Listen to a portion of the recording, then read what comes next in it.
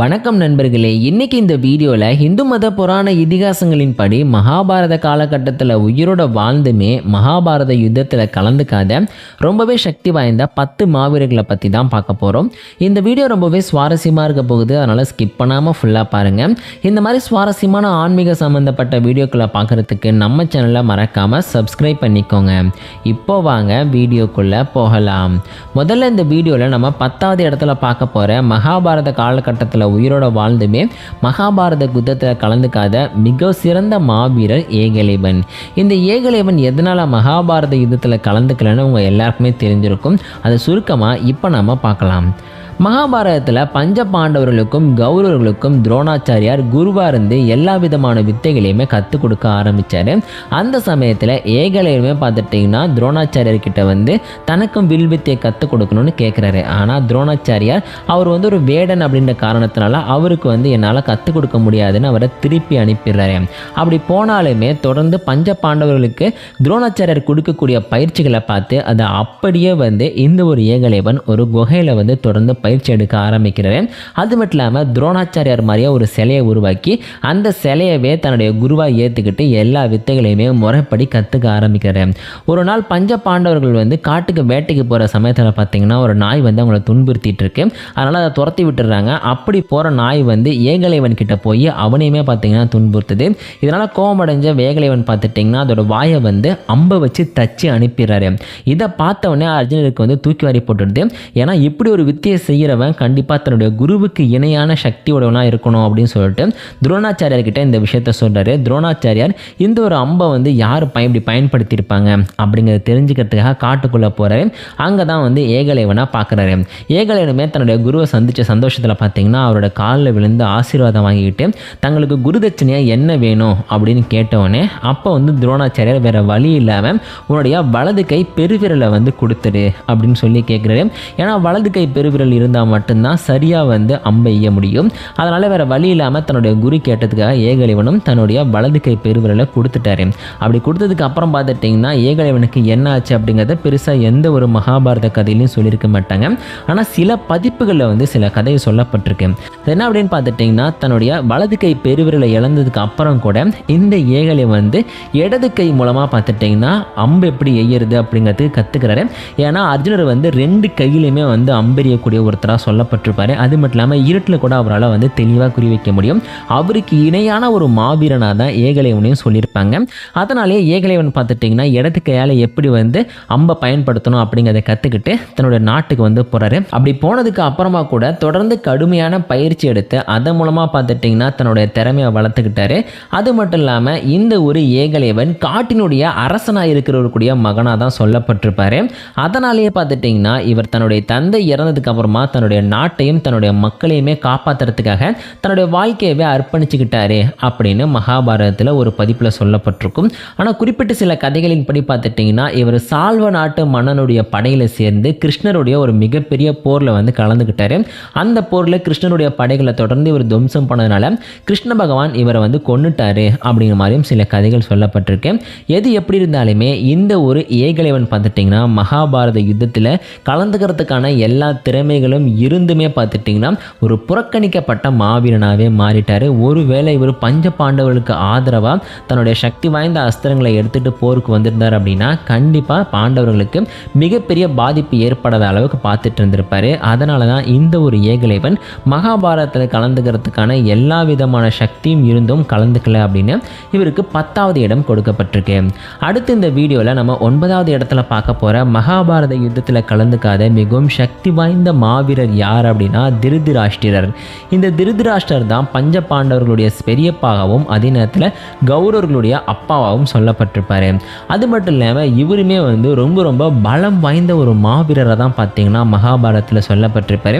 இவருடைய பலத்தை பற்றி தெளிவாக சொல்லணும் அப்படின்னா பஞ்ச பாண்டவர்கள் வந்து கௌரவர்கள் எல்லாரையுமே கொன்னதுக்கு அப்புறம் பார்த்துட்டிங்கன்னா அஸ்தினாபுரத்தினுடைய அரண்மனைக்கு வந்திருப்பாங்க. அந்த சமயத்தில் பார்த்துட்டிங்கன்னா பீமன் தான் தன்னுடைய 100 பசங்களை கொன்னா அப்படிங்கிற கோவத்தில் வந்து திருதராஷ்டிரர் பீமனை வந்து தன்னுடைய கையாலேயே கொல்லணும்னு அதுக்கான சரியான வாய்ப்பு காத்துட்டு இருப்பாரு. இந்த சமயத்தில் பார்த்தீங்கன்னா பீமனுமே வந்து பெரியப்பா அப்படின்னு சொல்லிட்டு அவர் முன்னாடி வந்து நிற்பார். அந்த சமயத்தில் பார்த்துட்டிங்கன்னா இந்த ஒரு திருதராஷ்டிரர் தன்னுடைய 2 கையாலேயே பீமனை நெருக்கி கொண்டுடணும் அப்படின்னு சொல்லிட்டு அவரை கட்டி பிடிக்க போகிற மாதிரி போவார்.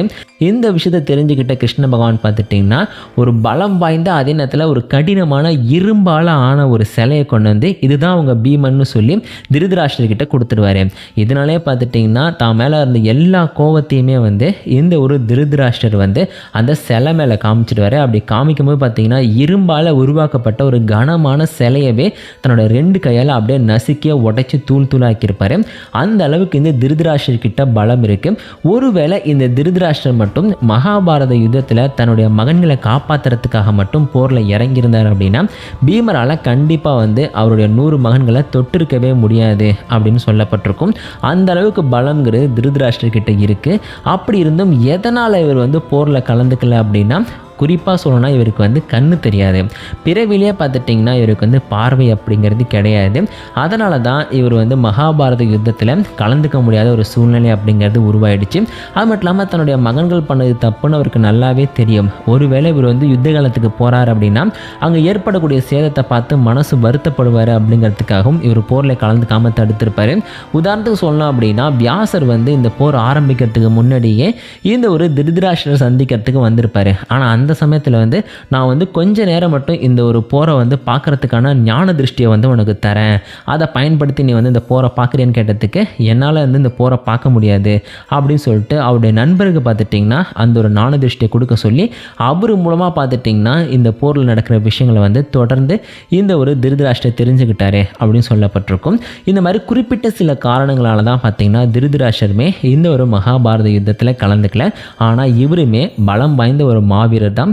கலந்துட்டு இருந்தால் கண்டிப்பாக தன்னுடைய மகன்களை பீமனை தொடக்கூட விட்டுருக்க மாட்டார். அடுத்து இந்த வீடியோவில் நம்ம 8வது இடத்துல பார்க்க போகிற மகாபாரத யுத்தத்தில் கலந்துக்காத ரொம்ப சக்தி வாய்ந்த மாவீரர் யார் அப்படின்னா கிருஷ்ணருடைய மச்சானாவும் அதே நேரத்தில் கிருஷ்ணருடைய மனைவியுடைய அண்ணனா, அதாவது ருக்மணியுடைய அண்ணனா சொல்லப்பட்டிருக்க ருக்மி அப்படின்ற ஒருத்தர் தான். இந்த ருக்மி பார்த்துட்டிங்கன்னா மகாபாரதத்தில் மிக முக்கியமான ஒருத்தர் இருந்தாலுமே இவர் மகாபாரத யுத்தத்தில் கலந்துக்கவே இல்லை. அதுக்கான காரணம் ரொம்பவே பெருசு. சுருக்கமாக சொல்கிறேன். அதாவது ருக்மி பார்த்துட்டிங்கன்னா ரொம்ப சக்தி வாய்ந்த நிறைய அஸ்திரங்களை பார்த்துட்டிங்கன்னா மகாபாரத காலகட்டத்தில் வச்சுருந்தார். ஆனால் கிருஷ்ண பகவான் தன்னுடைய தங்கையை கடத்தி கொண்டு போகும்போது அதை தடுக்கிறதுக்காக பார்த்துட்டிங்கன்னா இந்த ஒரு ருக்மி வந்து கிருஷ்ணர் கூட போரிடுவார். ஆனால் அந்த போரில் பார்த்திங்கன்னா கிருஷ்ணர் ரொம்ப எளிமையாகவே ருக்மியை வந்து தோக்கடிச்சிடுவார். தோக்கடிச்சது மட்டும் இல்லாமல் பார்த்திங்கன்னா அவரோட தலையை மொட்டை அடித்து அவமானப்படுத்திடுவார். இதனாலேயே வந்து இவர் எப்படியாவது பழி வாங்கணும் அப்படின்னு சொல்லிட்டு இந்த ஒரு ருக்மி பார்த்துட்டிங்கன்னா தன்னுடைய நாட்டை விட்டு வெளியில் போய் சக்தி வாய்ந்த ஆயுதங்களை தனக்கு கற்றுக் கொடுக்கக்கூடிய ஒரு குரு வேணும் அப்படின்னு தேடிட்டு இருப்பார். அப்படி இவர் தேடிட்டு இருக்க சமயத்தில் பார்த்துட்டிங்கன்னா துருமான் மகரிஷி அப்படின்ற ஒரு மாவீரர் இருந்தார். இந்த ஒரு மகரிஷிக்கு பார்த்துட்டிங்கன்னா துரோணர் அப்படிங்கிற இன்னொரு பெயருமே இருந்துச்சு. ஸோ இந்த ஒரு துருமான் மகரிஷி பார்த்துட்டிங்கன்னா இமயமலை சாரலில் பார்த்துட்டிங்கன்னா தன்னுடைய ஆசிரமத்தை அமைச்சு அங்கே வந்து தொடர்ந்து பயிற்சி எடுத்துக்கிட்டு இருந்தார். இப்போ போயிட்டு இந்த ஒரு ருக்மி பார்த்துட்டிங்கன்னா அந்த துருமான் கிட்ட போயிட்டு தனக்கு எல்லா விதமான அஸ்திர சாஸ்திர வித்தைகளையுமே சொல்லி கொடுங்க அப்படின்னு கேட்குறாரு. அவருக்கு பார்த்திங்கன்னா வந்து இவர் மேலே ஒரு சின்ன சந்தேகம் இருக்குது. இவன் வந்து தொடர்ந்து இந்த ஒரு பயிற்சி எடுத்து பண்ணான்னு சொல்லிட்டு அதனால் பார்த்துட்டிங்கன்னா இவருக்கு வந்து கொஞ்சமாக வந்து கடுமையான பயிற்சிகளை வந்து கொடுக்க ஆரம்பிக்கிறாரு. அந்த கடுமையான பயிற்சிகள் எல்லாத்தையுமே பார்த்திங்கன்னா ருக்மி வந்து முழு மனசோட ஏற்றுக்கிட்டு முழு ஈடுபாடோட செய்ய ஆரம்பிக்கிறாரு. ஒரு கட்டத்தில் பார்த்துட்டிங்கன்னா எல்லா விதமான சக்தி வாய்ந்த அஸ்திரங்களையுமே பயன்படுத்தக்கூடிய ஒரு திறமை அப்படிங்கிறது இந்த ஒரு ருக்மிக்கு கிடைச்சிருது. இவரால் பிரம்மாஸ்திரத்தை கூட பயன்படுத்த முடியும் அப்படின்னு கூட சொல்லப்பட்டிருக்கு. அந்த அளவுக்கு பார்த்துட்டிங்கன்னா ஏகப்பட்ட ஆயுதங்களை வந்து இந்த ஒரு ருக்மிக்கு துருமான் மகரிஷி அதாவது துரோணர் வந்து கொடுக்குறாரு. அப்படி கொடுத்ததுக்கப்புறம் பார்த்துட்டிங்கன்னா இவரோட திறமையும் அதே நேரத்தில் விடாமுயற்சியும் பாராட்டி இவருக்கு வந்து விஜயவில் அப்படிங்கிற ஒரு வில்லை வந்து கொடுத்தாரு. இந்த விஜயவில் கிட்டத்தட்ட கர்ணனுடைய கையில் இருக்கக்கூடிய விஜயவில்லுக்கு இணையான சக்தி உடையது. இது வந்து விஸ்வகர்மாவால் உருவாக்கப்பட்ட ரொம்ப சக்தி வாய்ந்த ஆயுதம் அப்படின்னு துருமான் மகரிஷி சொல்லியிருப்பார். இந்த ஒரு வில்லை எடுத்துகிட்டு ருக்மி பார்த்துட்டிங்கன்னா பஞ்ச பாண்டவர்களுக்கு உதவி பண்ணுறதுக்காக வந்து குருஷேத்திர யுத்தத்தை வந்து நடக்கிறதுக்கு முன்னாடி வராரு. அப்படி வரும்போது பார்த்துட்டிங்கன்னா அர்ஜுனரை ரொம்பவே வந்து கேவலப்படுத்தி இவர் பேசுகிறாரு. அது மட்டும் இல்லாமல் பார்த்துட்டிங்கன்னா நீ வந்து கிருஷ்ணரை வந்து இந்த ஒரு போர்க்களத்துலேருந்து வெளியில் போக சொல்லிவிடு, உன்னுடைய அணியிலேருந்து அவரை வெளியில் போக சொல்லிட்டு அப்படின்னா நான் வந்து இந்த போரில் உனக்காக கலந்துக்கிறேன். அப்படி கலந்துக்கிட்ட போது என்கிட்ட இருக்கிற ஆயுதங்களை பயன்படுத்தி கர்ணன், பீஷ்மர், துரோணர் இவங்க 3 பேரையுமே என்னால் கொல்ல முடியும் அப்படின்னு சொல்லிட்டு இந்த ருக்மி சொல்கிறாரு. உண்மையை சொல்லணும் அப்படின்னா இவர் தன்னுடைய முழு சக்தியை பயன்படுத்தியிருந்தால் கண்டிப்பாக இந்த 3 பேரில் யாராச்சும் ஒருத்தரையாவது இவர் தோக்கடிச்சிருக்க முடியும் அப்படின்னு பார்த்தீங்கன்னா மகாபாரதத்திலே சொல்லப்பட்டிருக்கும். அந்த அளவுக்கு வந்து இவர்கிட்ட சக்தி இருந்துச்சு. ஆனால் இவ்வளவு சக்தி இருந்துமே பார்த்துட்டிங்கன்னா இவர் வந்து துடுக்கா பேசுறது, ரொம்ப கர்வமாக ஆணவமாக நடந்துக்கிறது வந்து அர்ஜுனனுக்கும் பிடிக்கல, பஞ்ச பாண்டவர்களுக்கும் பிடிக்கல. அதனால் வந்து கிருஷ்ணர் தான் எங்களுக்கு வேணும், உன்னோட உதவி எங்களுக்கு தேவையில்லை, வெளில போய்ட்டுன்னு அனுப்பிட்டாங்க. அப்படி போனவர் தன்னுடைய சக்தி வாய்ந்த ஆயுதங்களை எடுத்துக்கிட்டு நேராக கௌரவர்களுடைய படையில் சேரத்துக்குமே முயற்சி பண்ணார். ஆனால் ஏற்கனவே துரியோதனனுக்கு வந்து கர்வமும் ஆணவமும் ரொம்ப அதிகம். ஸோ அதனால் பார்த்துட்டிங்கன்னா அவர்கிட்டையும் போயிட்டு இதே மாதிரி திமிராக பேசினோன்னே இந்த ஒரு துரியோதனன் மட்டும் இல்லை, கௌரவர்கள் சேர்ந்த 99 பேர் துரியோதனன் இல்லாமல் யாருமே இந்த பக்கமே நீ வந்துடாத அப்படின்னு சொல்லி ருக்மியை பார்த்துட்டிங்கன்னா தங்களுடைய படையை சேர்த்துக்காமல் திருப்பி அனுப்பிடுறாங்க. இதனாலே ருக்மி பார்த்திங்கன்னா வேறு வழி இல்லாமல் 2 படையிலையுமே சேர முடியாமல் கடைசியில் பார்த்திங்கன்னா இந்த போரை விட்டு விலக வேண்டியதாக போயிடுச்சு. ஆனால் உண்மை என்ன அப்படின்னு பார்த்துட்டிங்கன்னா இவர் மட்டும் போரில் எந்த அணிக்கு ஆதரவாக இறங்கியிருந்தாலுமே கண்டிப்பாக அந்த அணி ஜெயிக்கிறதுக்கான வாய்ப்பு இன்னுமே அதிகமாக இருக்கும். அந்த அளவுக்கு ஒரு தலை சிறந்த மாவீரராகவும் பலசாலியாகவும் இவரை சொல்லியிருப்பாங்க. ஆனால் இவரோட கர்வமும் ஆணவமும் பார்த்துட்டிங்கன்னா இந்த 2 அணிலையுமே இவரை சேர்த்துக்க முடியாததுக்கு ஒரு முக்கியமான காரணமாக இருந்துச்சு. அதனால தான் நம்ம வீடியோவில் இந்த ஒரு ருக்மியுமே வந்து மகாபாரத யுத்தத்தில் கலந்துக்கலன்னு இவருக்கு 8வது இடம் அப்படிங்கிறது கொடுக்கப்பட்டிருக்கு. அடுத்து இந்த வீடியோவில் நம்ம 7வது இடத்துல பார்க்க போகிற மகாபாரதத்தில் இருக்கிற மகாபாரத யுத்தத்தில் கலந்துக்காத மாவீரர் பிரத்யும்னன். இந்த பிரத்யும்னன் கிருஷ்ணருடைய மகனாகவும் அதே நேரத்தில் மன்மதனுடைய ஒரு அம்சமாகவும் சொல்லப்பட்டிருப்பார். இவர் வந்து மன்மதனுடைய ஒரு அம்சமாக இருக்கிற காரணத்தினாலே பார்த்துட்டிங்கன்னா இவருக்கு வந்து பிறப்பிலேயே ஏகப்பட்ட மாய சக்திகள் அப்படிங்கிறது கிடைச்சிருந்துச்சு.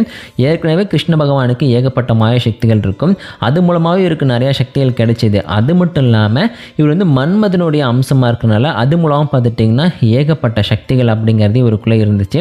இந்த சக்திகளை வந்து இவர் சரியாக பயன்படுத்தினாலே போதும், எவ்வளோ பெரிய ஒரு மிகப்பெரிய படையாக இருந்தாலும் இந்த ஒரு பிரத்யும்னால் மொத்தமாக அழிச்சிட முடியும் அப்படின்னு மகாபாரதத்திலையும் ஸ்ரீமத் பாகவதத்திலையும் சொல்லப்பட்டிருக்கும்.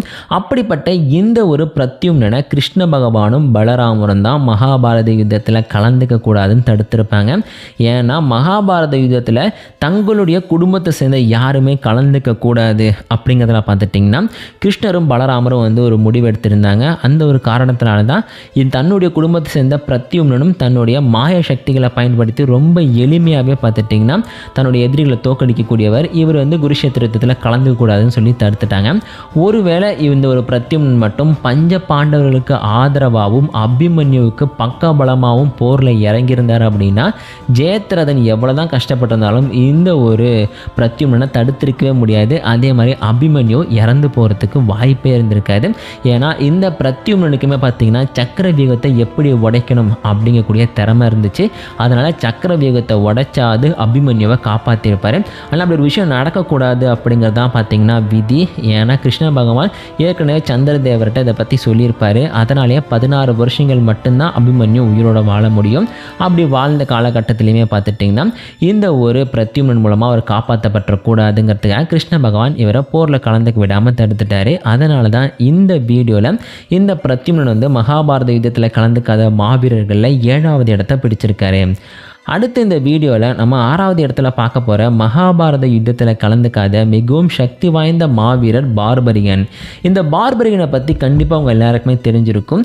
இந்த பார்பரியனோட கதை அப்படிங்கிறதும் ரொம்ப ரொம்ப பெருசு. ஆனால் நம்ம வீடியோவுக்கு தேவையான விஷயத்தை மட்டும் நான் சுருக்கமாக சொல்லிடுறேன்.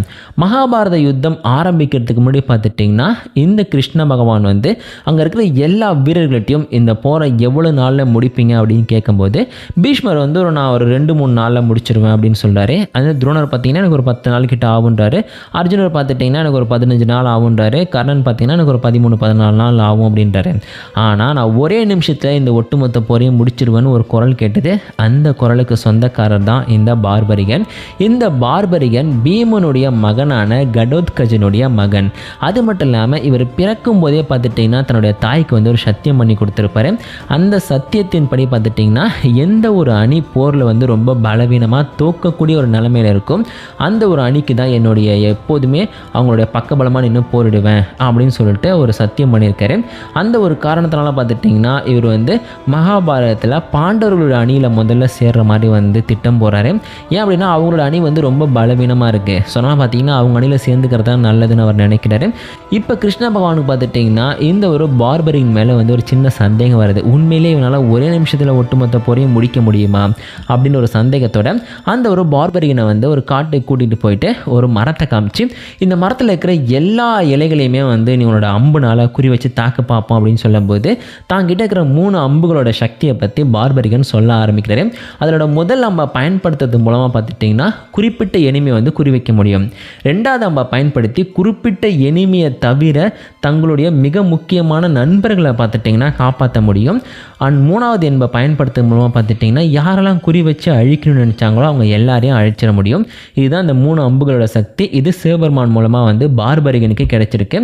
இப்போ என்ன பண்ணுறாருன்னா தன்னுடைய முதல் அம்பை எடுத்து அங்கே இருக்கிற எல்லா விதமான இலைகளையுமே வந்து நீ வந்து குறிவை அப்படின்னு சொல்கிறாரு. இப்போ கிருஷ்ண பகவான் என்ன பண்ணுறாருன்னா அந்த ஒரு பார்பரினுக்கு தெரியாமல் ஒரு சின்ன இலையை எடுத்து தன்னுடைய காலு கீழே பார்த்துட்டிங்கன்னா இவர் வந்து வச்சுக்கிறாரு. இது வந்து பார்பரினுக்குமே தெரியாது. இதுக்கப்புறம் 2வது ஒரு அம்பை எஞ்சி இதில் இருக்கிற எந்த இலையுமே வந்து தப்பிச்சு போகாமல் பார்த்துக்கோன்னு சொல்லிட்டு 3வது அம்பை வந்து விடுறாரு. இந்த 3வது அம்பு பார்த்துட்டிங்கன்னா அந்த மரத்தில் இருக்கிற எல்லா இலைகளையுமே தாக்கிட்டு கடைசியில் கிருஷ்ண பகவானோட காலை நோக்கி வேகமாக வருது. இப்போ தான் கிருஷ்ண பகவானுக்கு ஒரு உண்மை புரியுது. ஆஹா, இந்த ஒரு ஆயுதம் அப்படிங்கிறது வந்து உண்மையிலேயே ரொம்ப பலம் வாய்ந்தது தான் அப்படின்னு சொல்லிட்டு தன்னோட காலை வந்து கிருஷ்ண பகவான் எடுத்துடுறாரு. கடைசியாக அந்த ஒரு இலையுமே பார்த்துட்டிங்கன்னா இந்த ஒரு அம்பு போய் தாக்கிடுது. இப்போ கிருஷ்ண பகவானுக்கு தெளிவாக புரிஞ்சிடுச்சு இந்த பார்பரிகன் சொன்னது உண்மை தான். இவன் கண்டிப்பாக வந்து ஒரே நிமிஷத்தில் ஒட்டுமொத்த மகாபாரத போரையும் முடிச்சிருவான். ஆனால் இவன் வந்து போரில் கலந்துக்கிட்டான் அப்படின்னா இவன் பாண்டவர்கள் பக்கம் கலந்துக்கும் போது கௌரவர்களோட அணிங்கிறது ரொம்ப பலவீனமாயிடும். அப்படியே வந்து கௌரவர்கள் பக்கம் போனார் அப்படின்னா பாண்டவர்கள் அணி வந்து பலமாயினும் ஆகிடும். ஸோ இப்படி தொடர்ந்து பார்த்துட்டிங்கன்னா இவர் எந்த அணிக்கு எதிராக நிற்கிறாரோ அந்த அணி பார்த்திங்கன்னா தன்னுடைய பலத்தை இழந்துக்கிட்டே இருக்கும். இப்படி தொடர்ந்து நடக்க பார்த்துட்டிங்கன்னா கடைசியில் இந்த பார்பரிகனை தவிர மற்ற யாருமே உயிரோடவே இருக்க மாட்டாங்க. இவர் அடிக்கடி தன்னுடைய அணியை வந்து மாற்றிக்கிட்டே இருக்க வேண்டியிருக்கும் அப்படின்ற விஷயம் வந்து கிருஷ்ண பகவானுக்கு புரியுது. அதனால் பார்த்துட்டிங்கன்னா பார்பரிகனோட தலையை வந்து ஒரு ஏழை அந்தனரோட வேடத்தில் வந்து எனக்கு தானமாக கூடன்னு கேட்குறாரு. இப்போ தான் பார்பரிகனுக்கு வந்து கிருஷ்ண பகவான் தான் வந்து ஒரு ஏழை அந்தனராக வந்திருக்காரு அப்படிங்கிற உண்மை தெரியுது. உடனே பார்பரிகனும் பார்த்தீங்கன்னா கிருஷ்ண பகவான் கேட்ட மாதிரி தன்னுடைய தலையை வந்து தானமாக தரத்துக்கு ஒத்துக்கிறாரு. அதே நேரத்தில் இந்த ஒட்டுமொத்த போரையுமே வந்து என்னோட கண்ணால் நான் பார்த்து ரசிக்கணும் அப்படின்னு கேட்டோன்னே உடனே கிருஷ்ண பகவானும் பார்த்தீங்கன்னா சரி அப்படின்னு சொல்லிட்டு தன்னுடைய கையாலேயே பார்த்துட்டிங்கன்னா ஒரு வாழை கொடுத்து பார்பரிகனோட தலையை வந்து வெட்டிக்க சொல்கிறாரு. அதே மாதிரி பார்பரிகனும் வெட்டிக்கிட்டாரு. அதுக்கப்புறம் ஒரு தலையை கொண்டு போயிட்டு அங்கே இருக்கிற உயரமான மலையில் வச்சுட்டு வர சொல்லி பீமன்ட்டு சொல்லுவார். பீமரும் வச்சுட்டு வந்துடுவார். அதுக்கப்புறம் அங்கே நடந்த ஒட்டுமொத்த குருஷேத்திர யுத்தத்தையுமே பார்த்திங்கன்னா இந்த ஒரு பார்பரிகன் பார்த்தாரு அப்படின்னு மகாபாரதத்தில் சொல்லப்பட்டிருக்கும். இப்பேற்பட்ட மாவீரன், அதாவது தன்னுடைய ஒட்டுமொத்த சக்தியும் பயன்படுத்தி ஒரே நிமிஷத்தில் மகாபாரத யுத்தத்தையே இந்த பார்பரிகன் முடிச்சிருப்பாரு. ஆனால் அதுவே பார்த்துட்டிங்கன்னா அவருக்கு வந்து வினையாக மாறிடுச்சு. அதனாலே பார்த்தீங்கன்னா இவரை மகாபாரத யுத்தத்தில் கலந்து கொள்ள விடாமல் நம்ம கிருஷ்ண பகவான் தடுத்துட்டாரு. அதனால தான் இவருக்கு இந்த வீடியோ பொறுத்த வரைக்கும் 6வது இடம் அப்படிங்கிறது கொடுக்கப்பட்டிருக்கு. அடுத்து இந்த வீடியோவில் நம்ம 5வது இடத்துல பார்க்க போகிற மகாபாரத யுத்தத்தில் கலந்துக்காத மிகவும் சக்தி வாய்ந்த மாவீரர் பலராமர். இந்த பலராமர் கிருஷ்ணருடைய அண்ணன். அதே நேரத்தில் ஆதிசேஷன் மற்றும் விஷ்ணு பகவானுடைய அவதாரமாக பார்த்துட்டிங்கன்னா மகாபாரதத்திலையும் ஸ்ரீமத் பாகவதத்திலையும் சொல்லப்பட்டிருக்கும். இப்படிப்பட்ட இந்த பலராமர் எதனால் மகாபாரத யுத்தத்தில் கலந்துக்கல அப்படிங்கிறதுக்கு முன்னாடி ஒரு பெரிய கதை இருக்குது. சுருக்கமாக நம்ம பார்க்கலாம். மகாபாரதத்தை பொறுத்த வரைக்கும் பீமனுக்கும் துரியோதனனுக்கும் குருவாக இருந்து மல்யுத்தத்தையும் அதே நேரத்தில் கதாயுத யுத்தத்தையும் கற்றுக் கொடுத்ததே இந்த பலராமர் தான். அதுலேயும் துரியோதனன் மேலே பார்த்துட்டிங்கன்னா இந்த பலராமருக்கு ஒரு தனி பாசம் அப்படிங்கிறது இருந்துச்சு. அந்த ஒரு காரணத்தினாலேயே தன்னுடைய தங்கையான சுபத்திரியை வந்து இந்த துரியோதனனுக்கு கல்யாணம் பண்ணி கொடுக்கறதுக்கு தான் வந்து இந்த பலராமரை வந்து யோசித்து வச்சுருந்தாரு. ஆனால் அதுக்குள்ளே பார்த்திங்கன்னா அர்ஜுனர் வந்து சுபத்திரியை கல்யாணம் பண்ணிக்கிட்டாரு. இந்த ஒரு காரணத்தினாலேயே பஞ்ச பாண்டவர்கள் மேலே இந்த ஒரு பலராமருக்கு வந்து பெருசாக எந்த ஒரு அபிப்பிராயமும் இல்லை. அதனால் பார்த்திங்கன்னா இவர் பஞ்ச பாண்டவரோட அணிக்கு ஆதரவாக கலந்துக்கிறதுக்கு எந்த ஒரு முடிவுமே பார்த்திங்கன்னா மகாபாரத காலகட்டத்தில் எடுக்கலை. அதே நேரத்தில் கௌரவர்கள் பண்ண விஷயத்து மேலேயுமே பார்த்திங்கன்னா பலராமருக்கு நம்பிக்கையும் ஒரு நல்ல அபிப்பிராயமும் இல்லை. ஒரு நிறைஞ்சிருக்கிற சபையில் வந்து ஒரு பொண்ணோட சேலையை இழுத்து அவங்களை அவமானப்படுத்தினது ரொம்ப ரொம்ப கேவலமான விஷயம். ஸோ அப்படி ஒரு கேவலமான விஷயத்தை வந்து கௌரவர்கள் பண்ணியிருக்காங்க அப்படிங்கும்போது அவங்க பக்கம் வந்து நியாயங்கிறது சுத்தமாக இருக்க போகிறதில்ல. அதே நேரத்தில் தன்னுடைய மனைவி தன்னுடைய தம்பிங்க இவங்களே வச்சு ஒருத்தர் வந்து சூதாரார் அப்படின்னா அப்படி வந்து இருக்கக்கூடியவன் எவ்வளோ மோசமான மனுஷனாக இருப்பான். அதனால் பஞ்ச பாண்டவர்களும் என்னோட பார்வையில் வந்து நல்லவங்க கிடையாது. அதே நேரத்தில் கௌரவர்களும் என்னோட பார்வையில் வந்து நல்லவங்க கிடையாது. இவங்க 2 பேருக்குள்ளே நடக்கிற சண்டையில் வந்து நான் எந்த வகையிலையுமே வந்து என்னுடைய சக்தியை பயன்படுத்தி யாருக்கு ஆதரவாகவும் போர் புரிய மாட்டேன் அப்படின்னு பலராமர் முடிவு பண்ணார். அவர் முடிவு பண்ண மாதிரியே பார்த்துட்டிங்கன்னா இவர் வந்து தீர்த்த யாத்திரைக்கு வந்து கிளம்பிட்டார். பிரத்யும்னன் மற்றவங்களோட சேர்ந்து தீர்த்த யாத்திரைக்கு வந்து கிளம்பிட்டார். தன்னுடைய வாழ்நாளில் இப்படி ஒரு போர் நடந்ததையே மறக்கணும் அப்படிங்கிறது தான் பார்த்திங்கன்னா பலராமனுடைய மிக முக்கியமான எண்ணமாக இருந்துச்சு. அதனாலே பார்த்திங்கன்னா இவர் போரில் கலந்துக்க துளியும் விருப்பம் இல்லாமல் இருந்தார். மற்றவங்க யாரும் இவர் வந்து வற்புறுத்தவும் இல்லை. அதனால் பார்த்திங்கன்னா இவர் போரை வந்து முற்றிலுமாக தவிர்த்துட்டார். அதனால தான் நம்ம வீடியோவில் பலராமருக்கு வந்து 5வது இடம் அப்படிங்கிறது கொடுக்கப்பட்டிருக்கு. அடுத்து இந்த வீடியோவில் நம்ம 4வது இடத்துல பார்க்க போகிற மகாபாரத யுத்தத்தில் கலந்துக்காத தலை சிறந்த மாவீரர் விதுரர். இந்த விதுரர் எதுக்காக மகாபாரத யுத்தத்தில் கலந்துக்கல அப்படிங்கிறத பற்றியும் ஒரு பெரிய கதை இருக்குது. நான் சுருக்கமாகவே சொல்கிறேனே. மகாபாரத யுத்தம் ஆரம்பிக்கிறதுக்கு முன்னாடி கிருஷ்ண பகவான் பார்த்திங்கன்னா துரியோதனன் கிட்டேயும் அதே நேரத்தில் அஸ்தினாபுரத்தில் இருக்கிற எல்லார்ட்டையும் பார்த்துட்டிங்கன்னா தூதுவராக போகிறாரு. எதுக்காகனா போர்லாம் வேண்டாம், அதுக்கு பதிலாக அவங்களுக்கு வந்து சேர வேண்டிய இடத்த கொடுத்துட்டு இல்லையா 5 கிராமத்தையாவது கொடுத்துருன்னு கேட்கறதுக்காக போகிறாரு. ஸோ அப்படி போகும்போதே பார்த்துட்டிங்கன்னா எப்படியும் போர் வந்து வரதான் போகுதுன்னு சொல்லிட்டு கிருஷ்ணருக்கு நல்லாவே தெரியும். அந்த ஒரு காரணத்தினால விதுரர் வந்து எப்படியாவது இந்த போர்க்களத்துலேருந்து விலைக்கு வச்சுட்டா போதும் அப்படிங்கிறதுக்கான ஒரு நல்ல சந்தர்ப்பமாக இதை பயன்படுத்திக்கிறாரு. ஏன் அப்படின்னா கர்ணனாக இருக்கட்டும் இல்லை பீஷ்மராக இருக்கட்டும் துரோணராக இருக்கட்டும் இவங்க எல்லாருமே பார்த்திங்கன்னா தலை சிறந்த மாவீரர்கள். இவங்க எல்லாம் இருக்காங்க அப்படின்ற தைரியத்திலலாம் பார்த்துட்டிங்கன்னா துரியோதனன் வந்து போருக்கே வந்து தயாராகிட்டு இருந்தார். ஆனால் விதுரர் மேலே பெருசாக அவருக்கு எந்த நம்பிக்கையும் கிடையாது. எப்போ பார்த்தாலும் தர்மத்தோட பக்கம் தான் நிற்பேன் அப்படின்னு சொல்கிறவர் தான் விதுரர். அதே நேரத்தில் பார்த்துட்டிங்கன்னா கர்ணன் பீஷ்மர் துரோணர் இவங்க 3 பேரையுமே சூழ்ச்சியின் மூலமாக எளிமையாக தோக்கடிச்சிட முடியும். ஏன் அப்படின்னா அவங்க எல்லாருக்குமே ஏதாச்சும் ஒரு வகையில் வந்து ஒரு சாபமோ இல்லை ஏதாச்சும் ஒரு பலவீனமோ இருக்கும். அதை பயன்படுத்தி பார்த்திங்கன்னா அவங்கள தோக்கடிச்சிட முடியும். ஆனால் விதுரருக்கு எந்த வகையிலையுமே பலவீனங்கிறதும் கிடையாது, சாபம் அப்படிங்கிறதும் கிடையாது. ஏன்னா வந்து ஆணி மாண்டவியர் அப்படின்ற ஒருத்தர் பார்த்திங்கன்னா யம தர்மனுக்கு கொடுத்த சாபத்தினால தான் அவர் விதுரர் அப்படிங்கிற பேரில் வந்து அஸ்தினாபுரத்தில் பிறந்திருப்பார். அந்த ஒரு காரணத்தினால பார்த்துட்டிங்கன்னா இவரை தோக்கடிக்கிறதும் இவரை கட்டுப்பாடுகளை கொண்டு வரதும் ரொம்ப கஷ்டம்னு கிருஷ்ண பகவானுக்கு நல்லாவே தெரியும். அது மட்டும் இல்லாமல் இந்த ஒரு விதுரர் மட்டும் மகாபாரத யுத்தத்தில் கலந்துக்கிட்டாருன்னா கிருஷ்ணர் பண்ணக்கூடிய ஒவ்வொரு சூழ்ச்சியும் உடைச்சி அதன் மூலமாக பார்த்துட்டிங்கன்னா கர்ணன் துரோணர் பீஷ்மர் இவங்க 3 பேரையும் காப்பாற்றிடுவாருன்னு சொல்லிட்டு அவருக்கு நல்லாவே தெரியும். அதனாலேயே பார்த்துட்டிங்கன்னா இந்த ஒரு விதுரரை போரில் கலந்துக்க விடாமல் தடுத்துடணும் அப்படின்னு சொல்லிட்டு இவர் வந்து தூது இந்த சமயத்தில் பார்த்துட்டிங்கன்னா விதுரரோட வீட்டில் போய் தங்கிப்பார். ஏன்னா விதுரர் வந்து விஷ்ணு பகவானுடைய ஒரு மிக தீவிரமான பக்தர். அதனாலேயே விஷ்ணு பகவான் கோவர்த்தனம் அப்படிங்கிற வில்லை பார்த்திங்கன்னா இந்த ஒரு விதுரருக்கு கொடுத்துருப்பாரு. ஸோ அதனால் பார்த்துட்டிங்கன்னா இப்போ கிருஷ்ணர் போயிட்டு நேரடியாக விதுரரோட இடத்துல தங்கிக்கிட்டது அப்படிங்கிறது வந்து துரியோதனனுக்கு சுத்தமாக பிடிக்கல. அடுத்த நாள் அரசவைக்கு வர சமயத்தில் பார்த்துட்டிங்கன்னா துரியோதனன் வந்து ரொம்ப ஓவராக வந்து கிருஷ்ணர்கிட்ட பேசிகிட்டு இருப்பார். அப்படி பேசாதன்னு சொல்லப்படக்கூடிய நம்முடைய விதுரரையுமே பார்த்துட்டிங்கன்னா கேவலமாக பேசுனது மட்டும் இல்லாமல் அவருடைய பிறப்பையும் வந்து ரொம்ப ரொம்ப மோசமாக விமர்சித்து பேசிடுவார். நீ வந்து ஒரு பணிப்பெண்ணுக்கு பிறந்தவன் தானே அப்படின்னு சொன்ன உடனே சடனாக பார்த்திங்கன்னா இந்த ஒரு விதுரருக்கு கடுமையான கோபம் வந்துடும். நீ வந்து ஒரு மூடன், உனக்கு வந்து அறிவே சுத்தமாக இல்லை, அதனால் வந்து உனக்கு ஆதரவாக இந்த போரில் நான் கலந்துக்க போகிறது இல்லை அப்படின்னு சொல்லிட்டு தன்னுடைய கோவர்த்தன வில் இருக்குது பார்த்திங்களா அந்த வில்லை வந்து அந்த அவையிலேயே 2ஆக உடச்சி போட்டுட்டு விதுரர் வந்து இந்த போர்லேருந்து விலகிட்டார். ஒருவேளை விதுரர் மட்டும் இந்த ஆயுதம் அது இந்த ஒரு கோவர்த்தன வில்லை எடுத்துக்கிட்டு மகாபாரத யுத்தத்தில் கலந்திருந்தார் அப்படின்னா அர்ஜுனர் பயன்படுத்தக்கூடிய காண்டிவத்தை விட இந்த ஒரு கோவர்த்தன வில் வந்து சக்தி வாய்ந்தது. அதனாலே பார்த்திங்கன்னா இந்த ஒரு வில்லை பயன்படுத்தி கண்டிப்பாக காண்டிவத்துடைய சக்தியை வந்து கட்டுப்படுத்த முடியும்.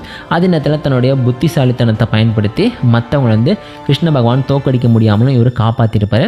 அந்த ஒரு காரணத்தினால தான் கிருஷ்ண பகவான் இவரை போரில் கலந்துக்க விடாமல் முழுமையாக தடுத்துட்டார்.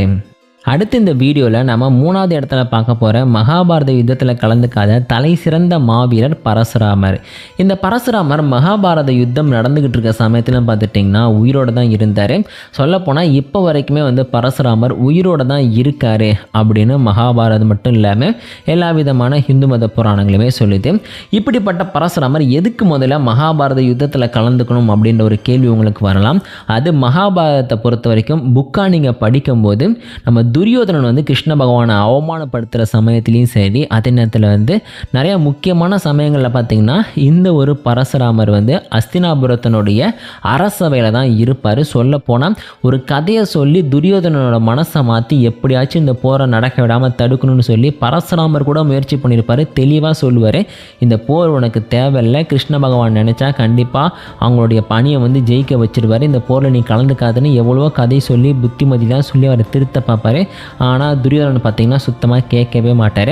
ஸோ அதனாலே பார்த்திங்கன்னா இவர் நான் போரில் கலந்துக்க எந்தவித விருப்பமும் கிடையாது, நான் ஏற்கனவே நிறையா போரை பார்த்துட்டேன், அதனால் இனிமேல் எந்த பொருளையும் நான் கலந்துக்க மாட்டேன்னு பரசுராமர் பார்த்திங்கன்னா இந்த போர்லேருந்து மொத்தமாக விலகி வந்திருப்பார். ஒருவேளை பரசுராமர் மட்டுமே பார்த்திங்கன்னா கௌரவர்களுக்கு ஆதரவாக போரில் கலந்துக்கிட்டால் கண்டிப்பாக தனக்கு எதிராக இருக்கக்கூடிய பஞ்ச பாண்டவர்களை ஒரு வழி பண்ணியிருப்பார். எளிமையாக பார்த்திங்கன்னா அவங்கள தோக்கடிச்சிருப்பார். அந்த ஒரு காரணத்தினாலேயே இந்த பரசுராமரும் மகாபாரத யுத்தத்தில் கலந்துக்கல. அடுத்து இந்த வீடியோவில் நம்ம 2வதாக பார்க்க போகிற மகாபாரத யுத்தத்தில் கலந்துக்காத மாவீரர் யார் அப்படின்னா ஹனுமான். இந்த ஹனுமான் ராமாயணத்தில் ராமருடைய மிக தீவிரமான பக்தராக இருப்பார்.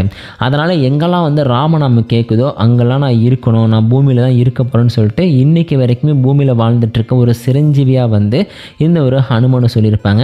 இந்த ஹனுமனுமே பார்த்துட்டிங்கன்னா மகாபாரதத்தை பொறுத்த வரைக்கும் போரில் கலந்துக்கிட்டாரு, ஆனால் நேரடியாக யாரையும் தாக்கவோ இல்லை அழிக்கவோ முயற்சி பண்ணியிருக்க மாட்டார். அதுக்கு பதிலாக பார்த்துட்டிங்கன்னா அர்ஜுனருடைய தேர்கொடி இருக்குது பார்த்தீங்களா, அதில் உட்காந்துக்கிட்டு அவருடைய தேரை காப்பாற்றுற வேலையை மட்டும் தன்னுடைய முழு சக்தியை பயன்படுத்தி இந்த ஒரு ஹனுமன் பண்ணிக்கிட்டு இருந்தார் அப்படின்னு சொல்லியிருப்பாங்க. எதுக்காக இப்படி பண்ணார் அப்படிங்கிறதுக்கு முன்னாடி ஒரு கதையுமே இருக்குது. அது மகாபாரதத்தில் ஒரு தடவை பார்த்துட்டிங்கன்னா நம்ம பீமர் ஒரு காட்டு வழியாக போயிட்டு இருக்கும்போது அங்கே ஒரு வயசான குரங்கை பார்ப்பார். அந்த குரங்கு வேறு யாரும் கிடையாது, ஹனுமன் தான். ஆனால் இந்த விஷயம் பீமனுக்கு தெரியாதனால உன் வாழை எடுத்து ஓரம் போடு, என்னை போகிற வழியில் அது தடங்கல் செய்துன்னு சொன்னோன்னே எனக்கு ரொம்ப வயசாகிடுச்சு, நீ வேணால் எடுத்து போடான்னு சொன்னோன்னே அவர் வாழை எடுக்க பீமன் முயற்சி பண்ணுவார். ஆனால் அந்த வாழை அவரால் 1 இன்ச்சு கூட நகர்த்த முடியாது. அப்போ தான் அவருக்கு உண்மை தெரியும், இது ஒரு சாதாரண குரங்கு கிடையாது அப்படின்னு சொல்லிட்டு அதுக்கிட்ட சரணடைவார். அதுக்கப்புறம் தான் தன்னோட உண்மையான உருவத்தை பார்த்திங்கன்னா ஆஞ்சநேயர் வெளிப்படுத்துவார். அப்போ நீ என்னோட தம்பி, உனக்கு ஏதாச்சும் ஒரு வகையில் நான் உதவி செய்யணும்னு நினைக்கிறேன், அதனால் உன்னுடைய தம்பியாக இருக்கக்கூடிய அர்ஜுனனுடைய தேர்கொடியில் நான் இருந்துக்கிறேன், அதில் இருந்துக்கிட்டு அவனுக்கு வரக்கூடிய எல்லா பத்திலையும் தான் அவனை காப்பாற்றுறேன் அப்படின்ற ஒரு வரத்தை கொடுத்துருப்பாரு. அதனால தான் பார்த்துட்டிங்கன்னா இந்த ஒரு ஹனுமன் மகாபாரத யுத்தத்தில் நேரடியாக கலந்துக்காமல் வெறும் கொடியில் மட்டும் இருப்பார். அது மட்டும் இல்லாமல் பார்த்திங்கன்னா இவர் திரேதா யுகத்தை சேர்ந்தவர். பொதுவாக பார்த்துட்டிங்கன்னா மற்ற ஒவ்வொரு யுகத்தை சேர்ந்தவங்களுக்கும் சக்தியும் சரி பலமும் சரி வேறு வேறு காலகட்டத்தில் வேறு மாதிரி அதிகமாக இருக்கும். அவங்க வாயிலோட அந்த ஒரு ஆயுட்காலம் இருக்குது பார்த்திங்களா, வாழக்கூடிய ஆயுட்காலம் அதுவும் பார்த்திங்கன்னா குறைஞ்சிக்கிட்டே தான் வரும். ஸோ அந்த வகையில் பார்த்திங்கன்னா இந்த ஒரு ஆஞ்சநேயருக்கு ஏகப்பட்ட சக்திகள் அப்படிங்கிறது இருக்குது. அதை பயன்படுத்தி ஒரு மகாபாரத யுத்தத்தில் பஞ்ச பாண்டவர்களுக்கு ஆதரவாக இறங்கினார் அப்படின்னா கண்டிப்பாக ஜெயிச்சிருவார். அதனாலே பார்த்தீங்கன்னா இந்த ஒரு விஷயம் கிருஷ்ண பகவானால் தடுக்கப்பட்டிருக்கும். உங்களுடைய பலம் அப்படிங்கிறது வேற, இப்போ இருக்கிறவங்க பலங்கிறது வேற, நீங்கள் கண்டிப்பாக இந்த போரில் கலந்துக்கூடாது அப்படின்னு கிருஷ்ண பகவான் தான் ஹனுமனை தடுத்திருப்பார். அதனால் இந்த வீடியோவில் பார்த்தீங்கன்னா ஹனுமனுக்கு 2வது இடம் அப்படிங்கிறது கொடுக்கப்பட்டிருக்கு. கடைசியாக இந்த வீடியோவில் நம்ம முதலிடத்தில் பார்க்க போகிற மாவீரர் யார் அப்படின்னா கிருஷ்ண பகவான் தான்.